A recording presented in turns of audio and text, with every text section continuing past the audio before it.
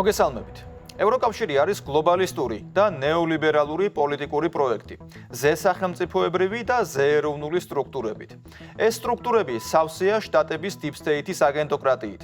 ესენი არიან ის ჩინოვნიკები, რომელთაც პირდაპირი წესით არ ირჩევს ევროკავშირის ქვეყნების ამომრჩეველი, არამედ პარტიებიდან ინიშნებიან მხოლოდ მას შემდეგ, რაც ევროპარლამენტის არჩევნები ჩატარდება. მაგალითად ავიღოთ ევროკომისია. მისი ხელმძღვანელი ურსულა ფონ დერ ლაიენი ამომრჩეველს არ აურჩევია. სამაგიეროდ ევროკავშირის აღმასრულებელი ორგანოს პრეზიდენტია. ასევე არიან მისი ევროკომისრებიც, ჩვენს ენაზე მინისტრების კაბინეტი. მათთვის გლობალიზმი და ნეოლიბერალიზმი არის მიზანიც და მიზეზიც, რატომაც პოლიტიკურ საქმიანობას ეწევიან. გლობალიზმი და ნეოლიბერალიზმი არის უმაღლესი იდეოლოგია და შესაბამისად ყველაფერი, რაც ამ ორს უპირისპირდება, მტრულია, საშიშია და მას უნდა ებრძოლონ. შესაბამისად, თუ კი რომელიმე ქვეყანა ეროვნულ ინტერესებს მიხვება, მაშინ ხელისუფლებაც მტრულია, იმიტომ რომ თავად არიან ზეეროვნული სტრუქტურის წევრები. თუ რომელიმე ქვეყანა სახელმწიფოს ინტერესებს დაიცავს, ესეც მტრული ნაბიჯია, იმიტომ რომ ზესახელმწიფოებრივი სტრუქტურების ნაწილი არიან. ამ რეალობიდან გამომდინარე, შტატებში პრეზიდენტის შეცვლა, შტატების მხრიდან პოლიტიკურ ნარატივში ეროვნული ინტერესების დაბრუნება და შემდეგ ამ გზავნილების ევროკავშირში ჩატანა ევროკრატებისთვის ნამეტანი აღმოჩნდა და თამამად შეგვიძლია ვთქვათ, რომ ამდენს ვეღარ უძლებენ. არადა ტრამპის ადმინისტრაცია მხოლოდ ახლა იწყებს მართვას და ერთი თვის შედეგები მხოლოდ იმის შესავალია, რაც ცოტა ხანში იქნება. სწორედ ევროკავშირის პოლიტიკური ელიტა, ბიუროკრატია, ის ევროკრატები, ვინც deep state-ის მიერ იმართება და ვინც რეალურად deep state-ის არჩეული და მოყვანილია ხელისუფლებაში. მიუნხენის კონფერენცია 14-16 თებერვალს გაიმართა. მიუნხენის უსაფრთხოების კონფერენციის მიზანი, ოღონდ ქაღალდზე, არის საგარეო პოლიტიკის, უსაფრთხოებისა და თავდაცვის პოლიტიკის აქტუალური საკითხების განხილვა. პოლიტიკოსები, სამხედრო და ბიზნესის წარმომადგენლები, არასამთავრობო ორგანიზაციები და უსაფრთხოების ექსპერტები განიხილავენ უსაფრთხოების სფეროს აქტუალურ საკითხებს დიპლომატიური და პროტოკოლური წესების გარეშე. წესით კონფერენციის მონაწილეები კონფლიქტების დასრულებით და დიპლომატიით უნდა იყვნენ დაინტერესებული. ყოველი შემთხვევისთვის სიტყვით ასე ამბობენ. მაგრამ როგორც კი რეალურად მოისმინეს მითითებები მშვიდობისკენ, დიპლომატიისკენ და ევროკავშირის რეალური პრობლემებისკენ, ევროკავშირის ლიდერებისგან კრიტიკის მეტი არაფერი მოგვისმენია. მიუნხენის კონფერენციაზეც და კონფერენციის შემდეგაც. მიუნხენის კონფერენციის საკვანძო მომენტი იყო ამერიკის ვიცე-პრეზიდენტის JD Vance-ის სიტყვა. ეს იყო ევროპული რეალობის იდეალური სარკე. ამ იდეალურ სარკეში ჩახედვამ და საკუთარი მდგომარეობის დანახვამ მძიმე მდგომარეობაში ჩააგდო ევროკრატები.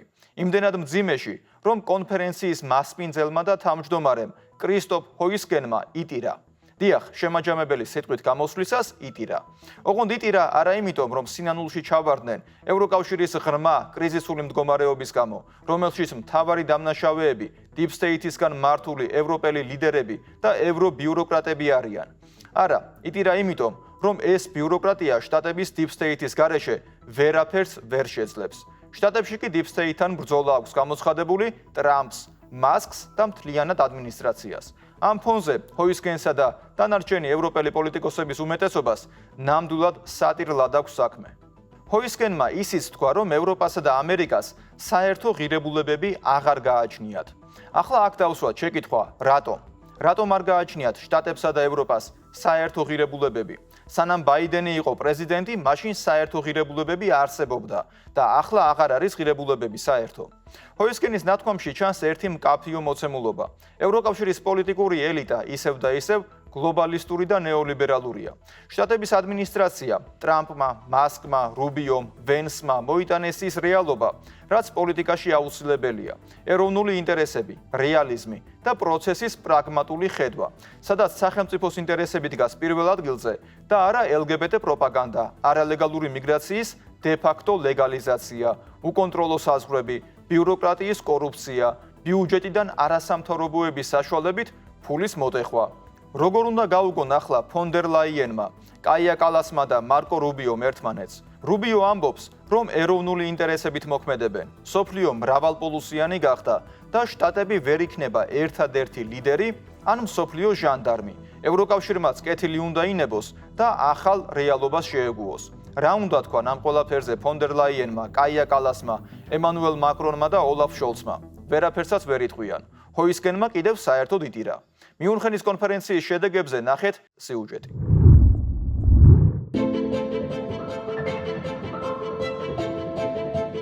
იმისთვის, რომ ნათლად დავინახოთ და კარგად გავიკოთ, რატომ ვადარებთ ერთმანეთს 2007, 2022 და 2025 წლების მიუნხენის უსაფრთხოების კონფერენციებს, თავიდანვე უნდა ვთქვათ, რას ნიშნავს ეს შეხვედრები, რა დატვირთვა და მნიშვნელობა აქვთ მათ.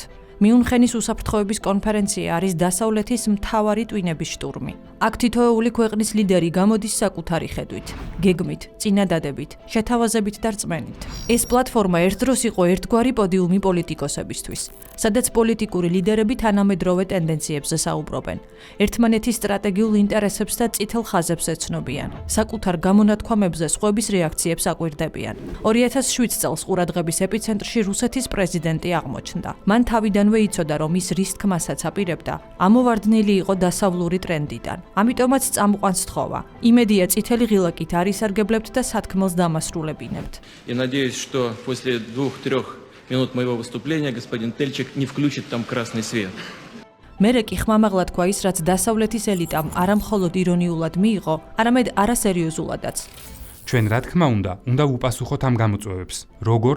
ყველამ გაიგოს, დიახ, ანტისარაკეტო თავდაცვის სისტემა არსებობს, მაგრამ მისი რუსეთის წინააღმდეგ გამოყენება უაზრობაა, რადგან ჩვენ გვაქვს ისეთი იარაღი, რომელიც მას ადვილად გადალახავს. სწორედ ამ გზით ვივლით. პუტინი ცივი ომის განახლებაში დაადანაშაულეს. პუტინი კი საუბრობდა უსაფრთხოებაზე, ნატოს გაფართოების მიუღებლობაზე. თუ ნატო გაფართოვდება, ამერიკა ერთპოლუსიანი სისტემის შექმნას გააგრძელებს. ჩვენ აზრს არავინ შეგვეკითხება და გაითვალისწინებს. გადაწყვეტილებების მიღების ერთი ცენტრი შეიქმნება. ამერიკა ერთპიროვნული ლიდერის როლში ჩადგება. მაშინ არც მშვიდობა იქნება. ომზე მან მხოლოდ მიანიშნა. თუმცა თავისი კრიტიკული პოზიცია ნატოს გაფართოების მიმართულებით საკმაოდ მკაფიოდ და ნათლად დააფიქსირა. ნატოს გაფართოება შეიცავს ომის რისკს. და ჩვენ გვაქვს სამართლიანი უფლება პირდაპირ ვიკითხოთ, ვის წინააღმდეგაა ეს გაფართოება და რა დაემართება იმ დაპირებებს, რომლებიც დასავლელმა პარტნიორებმა მოგცეს ვარშავის ხელშეკრულების დაშლის შემდეგ. სწორედ ამ გამოსვლიდან იწყება ისეთი მსოფლიო წესრიგის წინააღმდეგ ბრძოლა, რომელსაც ამერიკის სახით ერთი დომინანტი და ლიბერალების სახით ერთი მართველი ელიტა ჰყავს. ბუნებრივია დაძაბულობაც მაშინვე გაჩნდა და კონფრონტაციაც. ყველასთვის გასაგები გახდა, რომ პუტინი თეთრი სახლის გლობალური მართვის სისტემის ნაწილი არ გახდება. ამიტომაც უწოდებენ პუტინის გამოსვლას ისტორიულს. მტრულ განწყობებს კი ცივ ომს შეადარებენ. ლიბერალური საერთაშორისო წესრიგი და დღის წესრიგი მოსკოვმა არ მიიღო. მიუნხენში სწორედ ამის შესახებ ისაუბრებს პუტინი. შემდეგ კი მოსკოვში ჩავა და საკუთარ გამოსვლას რუსეთის პოლიტიკის დღის წესრიგად აქცევს. ნატოს გაფართოებას დაუპირისპირდება. ეს გაფრთხილება და პოლიტიკური კურსი, რა თქმა უნდა, ლიბერალურმა საერთაშორისო საზოგადოებამ არ მიიღო. მას თავისი დღის წესრიგი აქვს, რომელიც აუცილებლად გულისხმობს ნატოს გაფართოებას. ისევე როგორც გულისხმობს უკონტროლო მიგრაციას, LGBT+-ებისთვის უფლებების გაფართოებას, ერთი ცენტრის შექმნას და ერთი იერარქიის აწყობას. ამიტომაც უსაფრთხოებაზე არ ფიქრობენ. პუტინის გაფრთხილება მხოლოდ ცარიელ სიტყვებად და ყალბმუქარად აღიქვეს. სერიოზული რისკების მიუხედავად ამერიკა მაინც ნატოს გაფართოებაზე დადობს სონი. მისი მიზანი რუსეთის საზღვრებთან მიახლოებაა და ეს ღიად დააფიქსირეს კიდეც. ბრიუსელი რა თქმა უნდა ამ გეგმას მხარს უჭერს. ამერიკელი პოლიტოლოგი ჯეფრი საქსი ნატოს გაფართოებას Deep State-ის პროექტს უწოდებს. თეთრი სახლის დღის წესრიგში 1994 წელს მოხდება და მას შემდეგ ყველა სხვა არჩეულ პრეზიდენტს ეს გეგმა ინსტრუქცია ოვალურ კაბინეტში ხვდება. ომი უკრაინაში ეს არის შეერთებული შტატების მიერ 1994 წელს მიღებული ძალიან ცუდი გადაწყვეტილების შედეგი. ეს იყო პროექტი ნატოს აღმოსავლეთით გაფართოებაზე და ეს არ იყო გაფართოების მხოლოდ პირველი ტალღა, რომელიც მოიცავდა უნგრეთს, ჩეხეთის რესპუბლიკას და სლოვაკეთს, არამედ ის მოიცავდა გაფართოებას ყოფილი საბჭოთა კავშირის საზღვრებამდე. გაფართოებას ყოფილი საბჭოთა კავშირის ტერიტორიაზე, რუსეთის გარშემო, შავი ზღვის რეგიონში და სამხრეთ კავკასიის ქვეყანას საქართველოს. ეს გამაოგნებელი იყო კლინტონმა ამას ხელი 1994 წელს მოაწერა, ეს გახლავთ ის, რასაც ჩვენ Deep State-ის პროექტს უწოდებთ. მნიშვნელობა არ ქონდა ვინ იყო პრეზიდენტი, ყოველი ახალი პრეზიდენტი ინფორმირებული იყო, რომ ნატო აღმოსავლეთით მოძრაობდა და ის იყო ამ პროცესის ნაწილი. ეს კლინტონმა დაიწყო 1994 წელს. 1990 წელს შეერთებულმა შტატებმა მკაფიოდ უთხრა პრეზიდენტ გორბაჩოვს ნატო 1 სანტიმეტრითაც არ გაიწევდა დასავლეთისკენ. კლინტონმა და ამერიკულმა Deep State-მა ეს პროექტი 1994 წელს დაიწყეს. ასე გაგრძელდა 30 წელი და ყოველი პრეზიდენტი ამ საქმეში ერთვებოდა. ჯორჯ ბუш უმცროსის დროს ნატოს 10 ახალი წევრი შეუერთდა 2007 წელს პუტინმა ამერიკას გაჩერებისკენ მოუწოდა 2008 წელს კი ჯორჯ ბუш უმცროსმა სონი გააორმაგა და განაცხადა რომ უკრაინასა და საქართველოსკენ მიიწევდა. ამიტომაც დაიწყო ომი. კრემლში გაფართოებას აღიქვამდნენ როგორც მცოცავ ინტერვენციას. განსაკუთრებით მას შემდეგ, რაც პუტინს კლინტონმა ნატოში შესვლაზე უარი უთხრა. ეს 2000 წელს მოხდა და კრემლი აკვირდებოდა, როგორ მოიწევდა ნატო მისი საზღვრებისკენ. ჯერ ცენტრალური ქვეყნები მოიცვა, შემდეგ მისი აღმოსავლეთ ნაწილი. ბოლოს კი ბუშმა ნატოს ინტერესის სფეროდ უკრაინა და საქართველო გამოაცხადა. 2008 წელს ჯორჯ ბუშმა, როგორც ამერიკელები ხშირად აკეთებენ, კიდევ უფრო გაამკაცრა პოზიცია და განაცხადა: ახლა გადავინაცვლებთ უკრაინასა და საქართველოში. ჯეფრი საქსი მიიჩნევს, რომ სწორედ ეს გახდა ომის მიზეზი. 2022 წელს ვაშინგტონსა და მოსკოვს შორის დაძაბულობა უკვე საბედისწერო ფაზაში გადადის და კრიტიკულ ზღვარს აღწევს. მათი ინტერესების შეჯახების ხმას პირველად ცხადად ისევ მიუნხენის უსაფრთხოების კონფერენციაზე გავიგებთ. უკრაინის პრეზიდენტი ვოლოდიმირ ზელენსკი ფაქტობრივად იტყვის, რომ ნატო უნდა გაფართოვდეს. უკრაინა ნატოში უნდა მიიღონ. ომისთვის მზად არის და დასავლეთმა მას იარაღი უნდა მიაწოდოს. ისინი გვეუბნებიან, რომ კარი ღიაა, მაგრამ ჯერჯერობით უცხო პირებს არ უშვებენ. თუ ალიანსის ყველა წევრს არ სურს ჩვენი ნახვა, გვითხრით გულახდილად. ღია კარი კარგია, მაგრამ ჩვენ გვჭირდება ღია პასუხები და არა წლების პასუხგაუცემელი კითხვები. განაჩვენს გაფართოებულ შესაძლებლობებში ჭეშმარიტების უფლება არ შედის? კიდევ ერთხელ დავაკვირდეთ. ზელენსკი ომზე საუბრობს კონფერენციაზე, რომელსაც უსაფრთხოების კონფერენცია ჰქვია და რომელმაც იდეაში მშვიდობა და უსაფრთხოება უნდა უზრუნველყოს. კონფლიქტის ყველა რისკი უნდა დააზღვიოს, მაგრამ ომი დაიწყო. დასავლეთი რამდენჯერმე ათქმევინებს კიევს სამშვიდობო მოლაპარაკებებზე უარს. ბრიტანეთში და თეთრ სახლშიც იტყვიან, რომ ბრძოლა ბოლო უკრაინელამდე უნდა გაგრძელდეს. ბრიუსელის ჩინოვნიკები კი ევროკავშირის ზონას აკონტროლებენ. თითოეულმა წევრმა ფული ომში უნდა ჩადოს. სხვათა შორის პირველი, ვინც მოლაპარაკებებს ხელი შეუშალა, ეს ბრიტანეთი იყო. საინტერესოა, რომ ლონდონმა მიუნხენის 2025 წლის უსაფრთხოების კონფერენციაში მონაწილეობა საერთოდაც არ მიიღო. არადა იცოდა, რამდენად მნიშვნელოვანი იყო ეს კონფერენცია უსაფრთხოების კუთხით კიევისთვის. ამიტომაც რა გასაკვირია, რომ ტრამპის ახალმა ადმინისტრაციამ უსაფრთხოებაზე საუბარი მიუნხენის უსაფრთხოების კონფერენციაზე აღარ ისურვა. ევროკრატების გარემოცვაში მშვიდობაზე საუბარს ხვდებიან, რომ აზრი უკვე აღარც აქვს. მათ ომის დასრულება არ სურთ. უკრაინას კი ომის გაგრძელება აღარ შეუძლია, თუმცა ვერც ამ ჩიხიდან გამოსავალს ხედავენ. ამიტომაც თეთრმა სახლმა პოლიტიკური სიმძიმის წერტილი საუდის არაბეთში გადაიტანა. მოსკოვი და ვაშინგტონი უსაფრთხოებაზე და მშვიდობის გარანტიებზე სასაუბროდ ერთმანეთს იქ შეხვდნენ. მიუნხენს შეერთებული შტატების ვიცე-პრეზიდენტი ჯეიდი ვენსი ეწვია. მან ევროპელი ბიუროკრატები გააკრიტიკა. ის, რაც მადარდებს, არის საფრთხე შიგნიდან. ევროპის დაშორება მისი ერთ-ერთი ყველაზე ფუნდამენტური ღირებულებისგან, რომელსაც იზიარებს ამერიკის შეერთებულ შტატებთან ერთად. თუ პუტინის სიტყვის მიმართ 2007 წელს ირონიული განწყობა ჰქონდათ, ახლა მიუნხენი ამერიკის პოზიციამ შოკში ჩააგდო. თავისი კრიტიკით მან არა მხოლოდ ცილა გააწნა ევროპელ ბიუროკრატებს, არამედ დაამცირა კიდეც ისინი.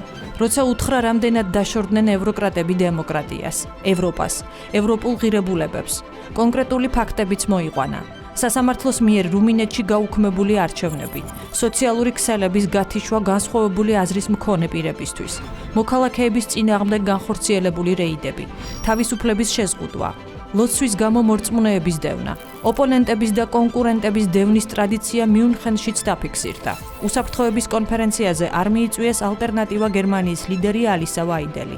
გერმანიაში არჩევნებია, ის კი შოლცის კონკურენტია. ეს კიდევ ერთხელ ადასტურებს, თუ რამდენად შორს არიან ევროკრატები უკვე არა მხოლოდ მშვიდობისგან, არამედ დემოკრატიისგან და ხალხისგან. ამ ფონზე ვენსი ვაიდელს დემონსტრაციულად შეხვდება. შეხვედრა 30 წუთს გასტანს. მერცთან შეხვედრა სულ წუთს დაიკავებს. შოლცს კი 0 წუთი დაეთმობა. ეს კი უკვე იმას ნიშნავს, რომ ტრამპის ადმინისტრაცია ევროკრატებს Deep State-ის გავლენის ქვეშ მყოფად აღიქვამს და მის მიმართ ინტერესები არა აქვს. საქმეზე, მომავლის არქიტექტურაზე, გლობალურ უსაფრთხოებაზე და გარანტირებულ მშვიდობაზე სასაუბროდ, მათ აზია აირჩიეს. არადა ადრე ვაშინგტონსა და მოსკოვს შორის შეხვედრის ადგილი ევროკავშირი იყო. ის ნეიტრალურ ტერიტორიად ითვლებოდა, თუმცა გლობალურმა Deep State-მა ბრიუსელი მთლიანად დაიმორჩილა და ახლა ეს სივრცე Deep State-ის ბრძოლის ველს უფრო გავს, ვიდრე პოლიტიკურ არენას. ამერიკის სახელმწიფო მდივანმა ამ დარბაზში მსხდომ ევროკრატებს ფაქტობრივად უთხრა, ან ხალხის ხმას მოусმინეთ, ან წადითო. ევროკავშირს პანღური ამოარტყეს. განაცხადა ლიტვის პრემიერმა. Washington Post-მა პარალელები 2007 წლის პუტინის გამოსვლასთან გაავლო. მაშინ რუსეთის პრეზიდენტი. ახლა კი ამერიკის სახელმწიფო მდივანი ფაქტობრივად შოკში აგდებს აუდიტორიას. შოკში ჩააყენა აუდიტორია, მოითხოვა ამერიკის დომინირების უარყოფა და ახალი ძალთა ბალანსის დამყარება ევროპაში. ასე რომ ახლა არჩევანი ევროკავშირზეა. თუმცა დღეს მას არჩევანისთვის არც ძალა აქვს, არც რესურსები ყოფნის და არც ხედვა გააჩნია. ისე ჩანს თითქოს Deep State-ის ექსკლუზიური პაიკები არიან და მხოლოდ დახაზულ დაფაზე შეუძლიათ სიარული. არანაირ ენერგიას და რწმენას, ან იმედს არ ასხივებენ. და ეს არა მხოლოდ მიუნხენში დაფიქსირდა, სადაც მხოლოდ შოკირებული სახეები გამოუჩნდათ, არამედ მოგვიანებით პარიზშიც, სადაც საგანგებო სამიტი გამართეს. ალბათ ამერიკა რუსეთის შეხვედრის გასანეიტრალებლად. ბრგვალ მაგიდას მიუსხდნენ. მედიისთვის გაღიმებული ფოტოებიც გადაიღეს, მაგრამ ვერანაირი გადაწყვეტილება ვერ მიიღეს და ვერც მიუნხენის გაკვეთილიდან გამოიტანეს დასკვნა, ვინც არ მოსწონთ. მაგალითად უნგრეთის პრემიერი ორბანი. ამ საგანგებო სამიტზე არ დაპატიჟეს. უკრაინის საკითხზე იმსჯელეს. უსაფრთხოების პრობლემებზე ისაუბრეს. ამერიკისა და რუსეთის მოლაპარაკებების მაგიდასთან დაჯდომა მოითხოვეს. მაგრამ რაიმე კონკრეტული გეგმა, ხედვა, იდეა ან მოსაზრება სამიტზე არ გაჟღერებულა. ახლა როცა ევროკრატები მარტო დარჩნენ, Deep State-ის სათაო ოფისი თეთრ სახლში აღარ ფუნქციონირებს. სხვა ოფისებიც დაიკეტა. უსაფრთხოების კონფერენციაზე მთელი თავისი უსუსურობა და სისუსტე გამოავლინეს. კონფერენციის თავმჯდომარე კრისტოფ ჰოიზგენი პატარა ბავშვივით ატირდა და ეს ნამდვილად იყო ევროკრატიული ევროპის დატირება. მიუნხენის კონფერენციამ ისიც აჩვენა, რომ უკრაინის მხარდაჭერა პრაქტიკულად დასრულებული ამბავია. შტატების პრეზიდენტი ტრამპი იმ თანხების ხარჯთაღრიცხვას ითხოვს, რაც უკრაინამ მიიღო. ტრამპი, როგორც ამბობს, მხოლოდ ამერიკისგან უკრაინას 350 მილიარდი დოლარი მიუღია. ევროკავშირისგან 150 მილიარდი. ამ თანხების აღრიცხვა ევროკავშირში ბევრს რომ საერთოდ არ უნდა ცხადია. ამ თანხებიდან რასაც წავიდა, უკრაინაში რამდენი დაიხარჯა და სავარაუდოდ ბიუროკრატიის ჯიბეში რამდენი აღმოჩნდა, მერე იქიდან უკრაინის ხელისუფლებამ დიდი ალბათობით რამდენი დახარჯა არამიზნობრივად, უნდათ ახლა ამის გარკვევა ბრიუსელსა და კიევში. არ უნდათ. ცინიზმის მწვერვალია, რომ ამ ფონზე ევროკავშირის ქვეყნები უკრაინისთვის სამხედრო დახმარების პაკეტს ამზადებენ, რომელიც ერთ-ერთი უმსხვილესი იქნება მას შემდეგ, რაც უკრაინაში ომი დაიწყო. გამოცემა პოლიტიკოს ცნობით საუბარია დაახლოებით 6 მილიარდი ევროს ოდენობის დახმარებაზე. დეტალები საზოგადოებას წარედგინება ევროკომისიის წევრების კიევში ვიზიტისას, უკრაინაში ომის დაწყების 3 წლის თავზე. როდესაც რუსეთთან შტატებს სამშვიდობო მოლაპარაკებები აქვს დაწყებული, ამ დროს ევროკავშირი მაგიდასთან ადგილს ითხოვს და ვერაფერსაც ვერ იღებს და ომის ხელშეწყობა უნდა ამ 6 მილიარდით, ესეც პასუხი იმაზე, თუ ვინ ემსახურება გლობალური Deep State-ის ინტერესებს. მე იოანე შაიშმელაშვილი ვარ. კვირაში 4 ჯერ, 21 საათსა და 15 წუთზე. უყურეთ ევროკრატიას.